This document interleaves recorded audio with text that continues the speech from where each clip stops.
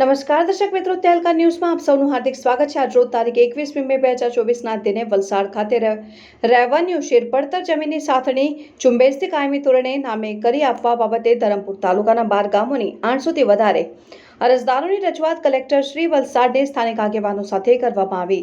ધરમપુર તાલુકાના અવલખડી, તુટરખેડ, ખપટિયા, સાતવાંકલ, સામરસીગી, સાદડવેરા, ઉપલપાડા, ઉલસપેઠી, ભવથાણ જંગલ, નાની કોસબાડી, મોટી કોસબાડી, પાઈખેડ ગામની 800થી વધારે આ વિસ્તારના આદિવાસીઓ આ જમીન પર વર્ષોથી હક અને કબજો તથા ભોગવટો ધરાવે છે।